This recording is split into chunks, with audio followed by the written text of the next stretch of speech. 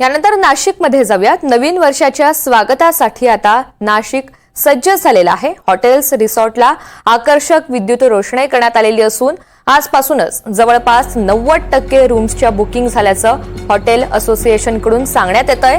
नाशिकच्या गुलाबी थंडीमध्ये नवीन वर्षाच्या स्वागतासाठी पर्यटक ठाणे, मुंबईसह गुजरातहून मोठ्या संख्येनं येत असतात आणि त्यांना आकर्षित करून घेण्यासाठी रिसॉर्ट्सकडून विविध गेम्स, ऍक्टिव्हिटीजचं देखील आयोजन करण्यात आलंय। दरम्यान इगतपुरी पर्यटन स्थळावरील रिसॉर्टमध्ये कशी तयारी सुरू आहे याचा सविस्तर आढावा घेतलाय आमचे प्रतिनिधी प्रांजल कुलकर्णी यांनी। पाहूयात।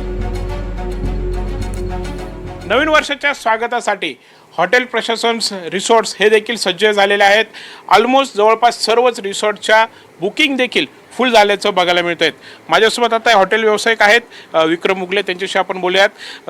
विक्रमजी, काय यंदाचं नवीन न्यू इयरच्या स्वागतासाठी कशी तयारी झाली पूर्ण?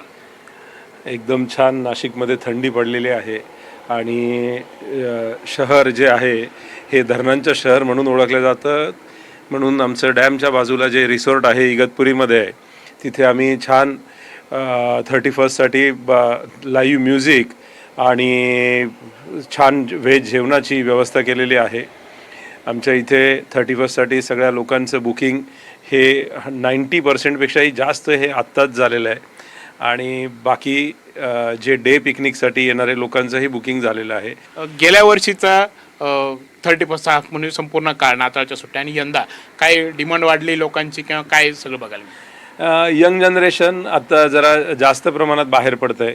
ते त्यांच्या ग्रुपच्या इव्हेंट वर्किंग डेज असल्यामुळे ग्रुपमध्ये फॅमिलीपेक्षा जास्त स्टॅग्स आणि यांची रिक्वायरमेंट जास्त आहे 31st पार्टीची, की ते बाहेर पडून आनंद घेत आहेत आणि स्टेसाठी फॅमिलीवाले स्टेसाठी जास्त आलेले आहेत की जे इथे सॅटर्डे संडेपासून पण येऊन थांबलेले आहेत।